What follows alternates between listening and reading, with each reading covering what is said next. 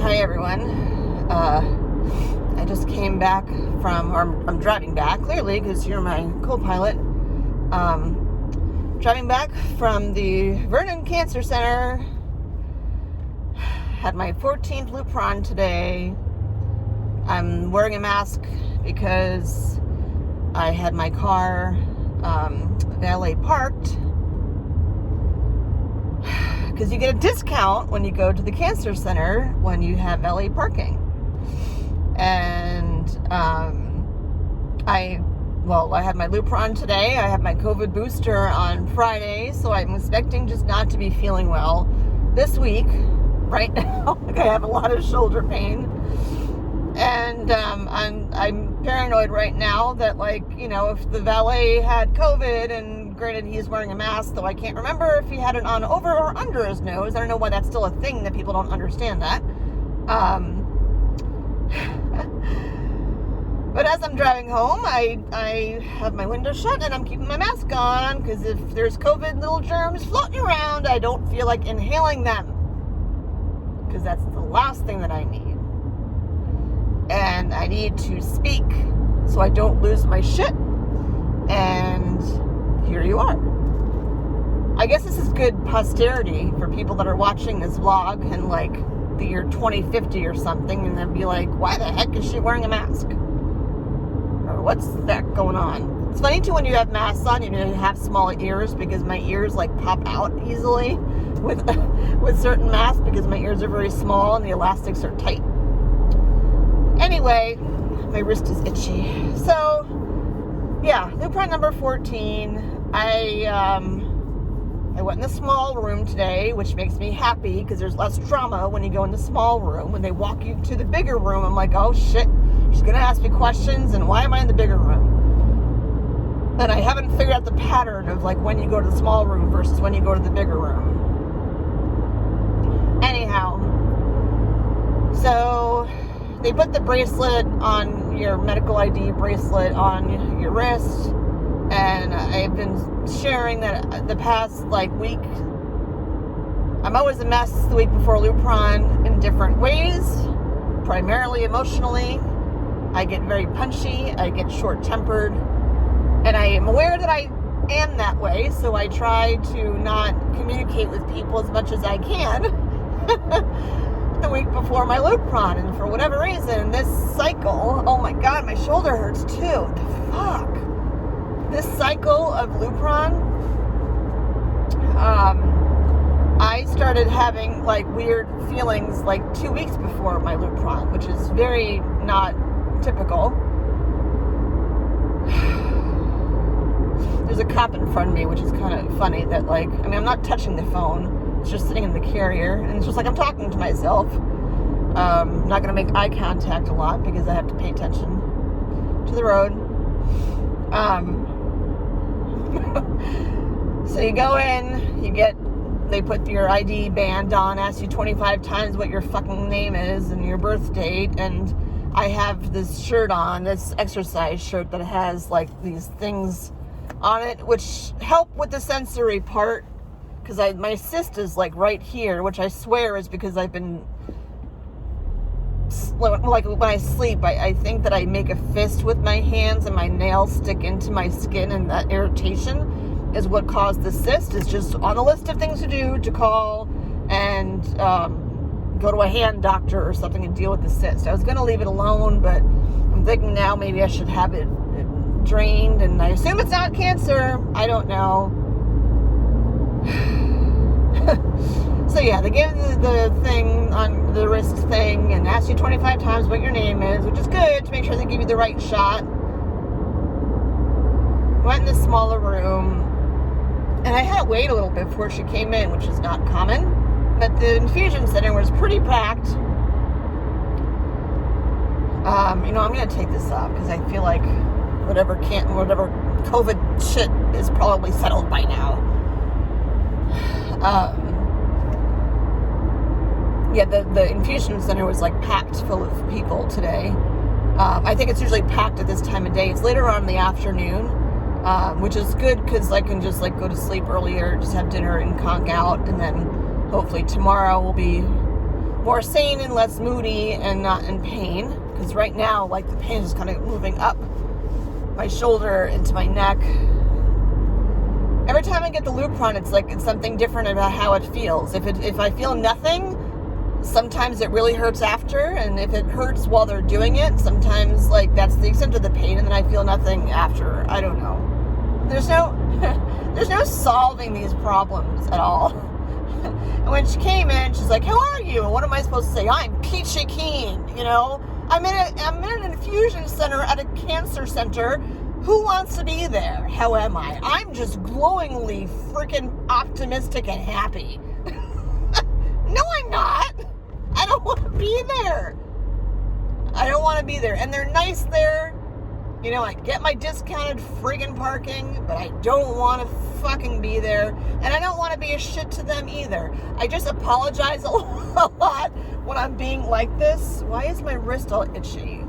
God, can you imagine if I have like some reaction to this thing? I don't know. My wrist is itchy. I will keep an eye on it. I think it's just because it was rubbing up against. I don't know why I find it funny that like if it turned into a hive, can you imagine 14 Luprons and all of a sudden it, like I get a hive? Not funny. That's like a weird, sinister laugh. Oh, look at the sun. Whoops. That's really pretty. Well, it's gone now, but the way the sun was hitting. Look, isn't that nice? Look. This is like God saying, Jen, it's going to be okay because like you're in the sun and look at the rays of happy. Yay. But then it's going to be gone. No, it gets brighter because God's saying, listen, sister, stop complaining so much. You're still here and you should be happy that there's infusion centers and cancer centers because those are what keep you around. And would you rather have cancer? No. I love when people call me on my shit. The best kind of friends or people are people that like call you on your shit in a positive, supportive way. It's gonna go away. Wait for it, wait for it, wait for it. No, son. Oh, whoop, whoop, whoop, whoop. I went in an underpass. This cancer shit, man. Like, no, I feel bad because like I sit in that room and there's the bathroom next to that room and you see people that are, I assume they're having chemo and they're walking around to use the bathroom and you know, walking with their IV little thing rolling along with them. And I'm glad that I'm not one of them. It's so funny how the sun won't stop. It's trying to make me happy. I even wore pink. I wore my Runway for Recovery hat today. I don't think I've ever worn pink going to the infusion center or to the anything in there. I don't think I've ever worn pink. Anyway, so she asked me, you know, like, oh, first, blood pressure. That's always a fun time. And I sat there and I did my breathing. Like, I felt fine. I didn't hit traffic on the way in. Like, it was all good. She takes my blood pressure. Holy fuck. It says 163 over 118. I'm like, what? Like, shouldn't I be like dead or on a gurney if I have blood pressure that high? I'm like, that is a fucking record. Like, that is extraordinarily concerning. And she's like, how are you feeling? I'm like, I'm not feeling like I have blood pressure that fucking high. So she took it again with a different cuff, and it was like 137 over 90. And I'm like, I know that's a little high, but that's more normal for me at like a doctor's appointment that I don't want to be at. And I had a talk with her too about blood pressure in general, and you know, I do my readings at home. I know signs of stroke, like all of that stuff, and I'm not stressed out. And I don't know. I'm just gonna leave that one there. And she said it was the cuff. She's like, the cuff was too small for your arm, and I don't even have big arms. Like, look at my arms. I don't have big arms. She said the cuff was too small for my arm, and that's why the reading was so high. But when I get home, I'm gonna take it again because I didn't like that number. Like, the one time I went there and it was like wicked high. It was like 160 something over 100. That freaked me out, and I did like feel a little like spacey. Like, I don't feel spacey at all. I'm complaining, but I don't feel like weird at all. Anyway, so yeah, so I sit there and I have this on with a zipper because it's just easier with a zipper to get to my arm. And then she's like, left arm. I'm like, yep. Just jamming into the left arm. That left arm's had so much funny juices flowing through it with this whole thing. Oh my God. And she asked me about my, like how I've been feeling, you know? And I'm like, you want me to go through all of them? You know, like, I don't mean to be a snot. And those women, man, they have, I mean, all the nurses there happen to be women, but those women are patient freaking saints. Because I'm just like bitching, like, you want me to go through my list of side effects? I don't even remember all of them. Like, you know, and she's like hot flashes? I'm like, right now, the hot flashes is like the least of my concerns. Because I'm just so used to that. I'm just so used to that. And she's like, moody? I'm like, oh yeah. I'm like, can you tell? And she asked me like when I feel like that, and I said it's usually the week before the Lupron, and for whatever reason this cycle just seemed to be earlier than that. And she's like, oh, before? That's interesting. Like, I guess in her experience more people had those side effects after the Lupron. For me, the Lupron is like kind of what makes it go away. So I try not to engage with a lot of people beforehand if I can help it. And if I'm going to do something social, do it after I have my Lupron, like, I don't know, like 2 days later or something, because I know that I'm good to go. And I said to her, like, I said I would think after 14, you know, I don't know so much about the science behind it. I maybe should, but haven't and don't really want to, like, do research about, like, the ins and outs of Lupron. You know, I ask the doctors if I have questions, or I put stuff in the gateway to send a message. But I'm not, like, looking up in some book, like the Book of Lupron, and reading 15 chapters about friggin' Lupron. Because, like, medications are different for each person. So, like, you know, what's the book going to tell me? You know, I can look online. Yeah, it has a list of side effects like everything else does.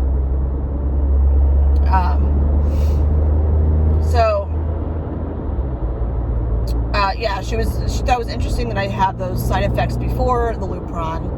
And I said, like, I give it a day or two, and then they go away.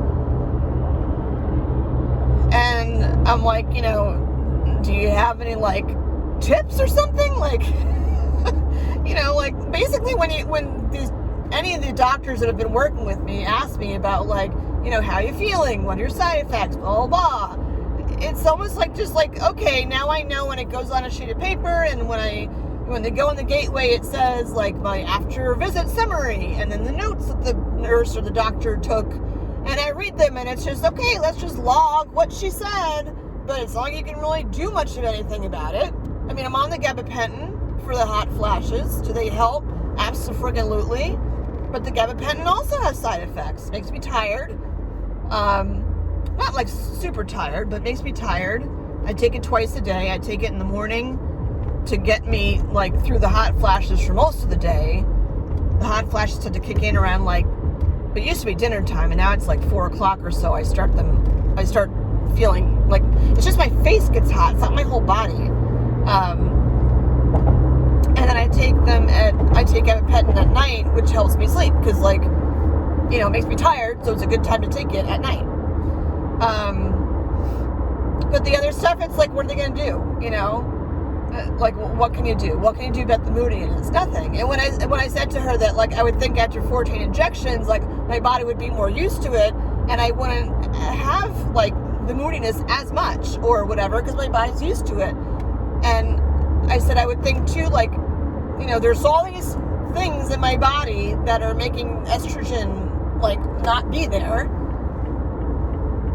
And I said, like, I would think over time that your body would get used to it, and these things just wouldn't be a thing. And she's like, she told me that the Lupron, you know, all those, the moodiness and the hot flashes and all of that, she's like, it's not necessarily because there's less estrogen or less hormone. It's because of the change in hormone. So, like, every time you have the shot, throughout the entire process, like, my hormones are super changing. So, even, like, menopause, what is it? Like, menopause, it could take, like, I think on average, it's like 6-7 years or something. I hope I'm not bitchy for 7 years, because that would kind of suck. But I was going through perimenopause, like, way before this cancer shit thing happened. But that's a long time. And there's nothing you can do about it. There's nothing you can do about it. I mean, even, like, I know men can have breast cancer too, but I use men with just because of the testosterone aspect. Like, men have hormonal shifts too as they get older. That causes another list of things for them. And they just, like, they write it down, gets added onto my notes, and it's like, okay, it's just more words to put in the, like, term paper that's called Jen's Cancer Journey. I know that sounds dismissive, and I don't mean to be, like, not grateful for them. They do a fantastic job, and they're taking care of me. I'm still here, and I'm still snide, and not for nothing, I was sarcastic before all this shit happened, too. Just not as punchy, I guess. And I think the punchiness, too, like, after all this stuff happened, you just have a lot less, in general, it's just, like, things that people think are a big deal, it's like they're so fucking not a big deal. Like, when you go through some sort of trauma or whatever, and you literally, like, it's a life or death situation, because that's what cancer is when you're first diagnosed. You don't know what the fuck is going on. You don't know if it's spread. You don't know how far it is. You think that it's all over your body until, like, you get the pathology and stuff back. You don't know, and it's fucking scary as shit. So, like, yeah, when they're like, oh, I don't even remember who it was who told me, but you're going into major surgery, so get your proxies ready, get your will ready, you have kids, make sure you have all this shit set up for them. And it's like you're making your own, like, potential end-of-life plans just because, like, you have cancer and you're going in for, like, serious surgery. That's a lot. And I'm grateful that I'm here. And the process of having cancer just fucking sucks. It sucks. So I left. Oh, before I left, I asked them if I could weigh myself, because I assumed that there was probably a scale in the infusion center. Hospital should have a scale someplace. I've been working hard. I haven't been to the gym the past 3 days because I've been, like, tired, and I didn't want to overdo before. I didn't want to be, like, super tired going into Lupron and into my COVID booster. So I've just been taking care of Jen. And I went on the scale. And the number was alarmingly high, but it was 4 pounds less than what it was the last time it was alarmingly high, which is good news. And she said, like, I'm not really wearing anything that's super heavy, but she said, when she saw the numbers, she's like, like, these scales are usually, like, a couple of pounds higher. And I'm like, that's okay. I'm like, it's still 4 pounds less than what it said the last time I went to the doctor and got weighed in. So I was happy. I was very happy. Can you tell that I'm happy? Oh my gosh. These meds, like, they fuck you up, man. They fuck you up, and they give you, like, this freedom. I shouldn't say they fuck you up. They're helping me have a long and happy life. Jeez. They fuck up they fuck up the process of you having that life. With other things like hot flashes and moodiness and swollen ankles and whatever painful Achilles stuff. My bones have been, like, hurting. I'm actually, like, sort of like, I can't wait for my Zometa, even though I know that Zometa sucks. It totally sucks. Out of all the things, the Zometa, I feel like, sucks the worst. For several reasons, but I'll share about that when I have my next Zometa in January. Yeah, all this stuff, it's just, it's a lot. It's keeping me here. I get it. get this. It's just how things are. I'm happy that it is the year 2022 and we've had such advances in medical technology that there are things like Lupron and tamoxifen and all other shit that keeps me like here and alive and and a ball of sunshine. But the side effects, man, holy shit. Yeah, so I was happy with my weight. I mean, I'm not happy with my weight. I was happier with my weight than I was the last time I got weighed in. This is not a great angle, but like, whatever, I'm not picking you up for a date, so it's what it is. And then when I left, I went to give the valet the voucher, because you get a voucher when you go to the cancer center, so you don't pay as much for parking. For valet, which is nice. Normally it's $9. If you have cancer, you only pay $4. Well, probably like a little bit more, because then you tip the valet, or you should tip the valet. Anyhow, although I guess they tip the valet even if you paid full price. So I give the guy the voucher, and I had put hand sanitizer on my way out, so the QR code got like smudged. And I told him, like, when I gave him the thing, and I'm like, you know, I didn't, like, sneeze on it. I'm like, it's hand sanitizer. That's why it's smudged. And he's like, oh, I just want to make sure which QR code. And I'm like, oh, there's more than one? And he said, yeah, there's one for free parking. I'm like, free parking? I'm like, how do you get one for free parking? I can only imagine. I probably shouldn't really know the answer to that question. I've had them before, like if appointments, like, run super over or something, they'll give you a voucher for free parking. But I'm like, so having cancer doesn't get you free parking? It's like Monopoly. It's like a fucked up Monopoly game. Having cancer does not let you go to free parking. It lets you go to the $4 parking. And I'm like, really? And there's people around, and like, I don't give a flying fuck what they have to say, or if I'm offensive. Like, I don't give a shit. And that's the liberation with all this cancer crap. You give a shit about a lot less. So I'm like, I got cancer and I can't even get free parking, and I was kind of making it into a joke, but I guess it wasn't really a very funny joke. Oh my God, I have to get upstairs. My neck hurts.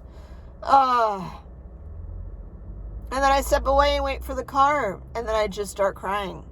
Like, standing there waiting for the car, it just starts. And I have the mask on, so you can't really tell, other than the fact that I'm like, and there was a woman next to me who was awkwardly getting closer to me. Like, I'm like, is she going to give me a hug?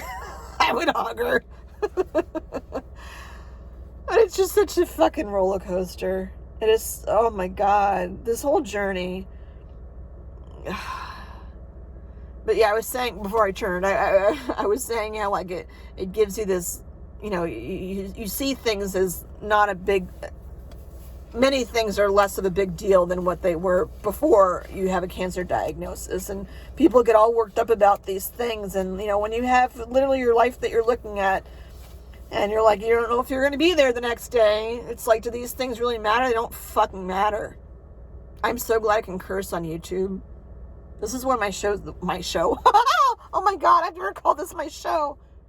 I am starting to film my show, but that's my, like, show, not, I don't think of my life as a show. That's so funny that I said that. I just distracted myself. The reason why I say show, I do host and produce a talk show, which I haven't done in a while because I've had some shit going on.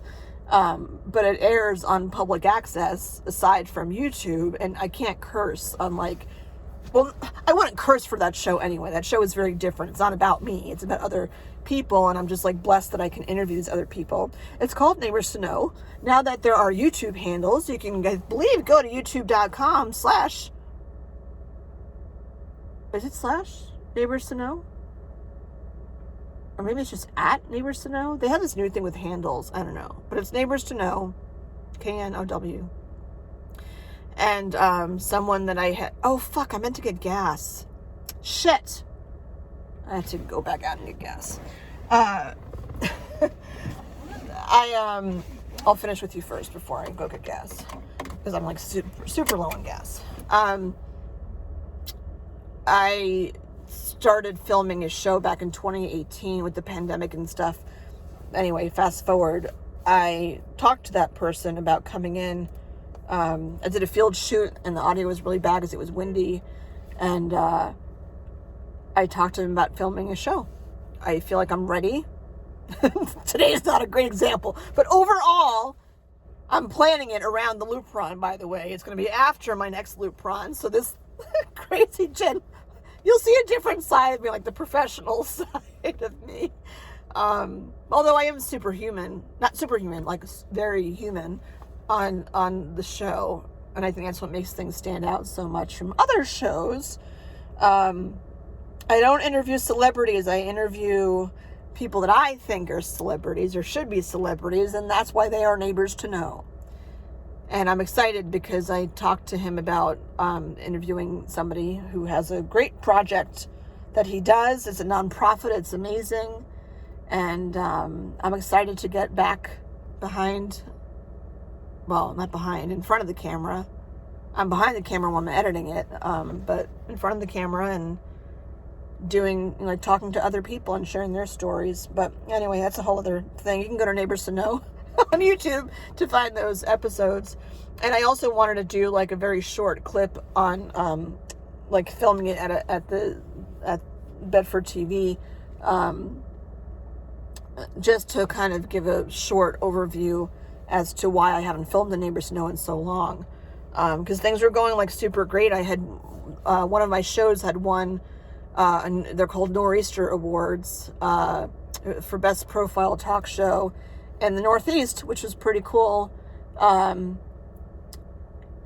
I was talking about that episode, had cancer when I did that show, and I didn't know it, and it's so bizarre.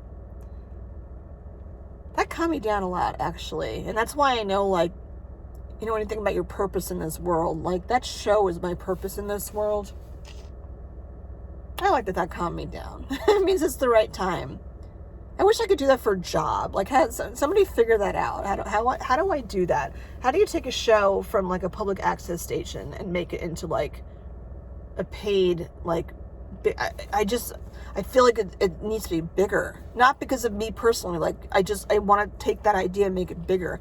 We need more kindness in this world and sharing about these amazing stories. Like, you hear, you know, so many talk shows on TV have, like, famous people.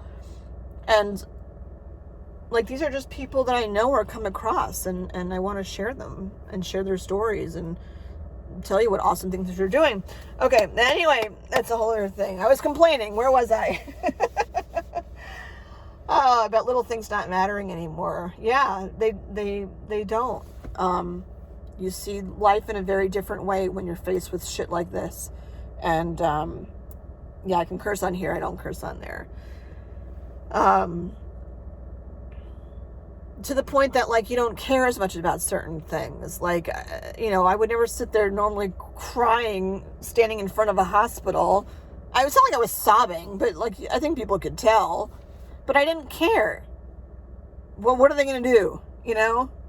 I used to care, like, so much about what other people thought and, like, what I did and how it impacted other people and blah, blah, blah. And I'm not saying in a careless, mean way. I'm just saying, like, that's just way too much thinking about other people and about how you come across. Like, you just gotta, you know, just gotta let all that shit go, man. Just gotta let it go. All right, so my arm, like, fucking hurts. Ugh. I'd say it feels like a flu shot. Flu shots hurt less than this, though, because they put it, like, it's in your muscle or whatever, so it has that kind of soreness that if you move it around, it should help, but it really, really hurts right now, and I don't really want to move it around. And for whatever reason, it was just kind of like moving up here, so I just gotta take it easy. I need to get gas, and then I'm gonna, like, just go eat something and just settle down. I always plan, like, so that I have something warm to eat when I get back from my Lupron. That way I don't have to, like, worry about getting food. And then I'm taken care of. Because I've done this 14 times, so I know. I know what I need to do to take care of Jen. And in 2 days, or probably tomorrow night or something, I'll start to feel better. Can't sleep on my left side tonight because it will hurt too much. And then hopefully I have 10 more left, and then that hopefully should be it. And then maybe my whole body will be in menopause and I will just be like on its own and I'll just be done. But who the fuck knows? No idea. Sorry, not sorry for all the cursing today. Lupron sucks. Going to the cancer center sucks. Going to the infusion center sucks. Cancer sucks. I'm very glad to be in Massachusetts because the care here does not suck.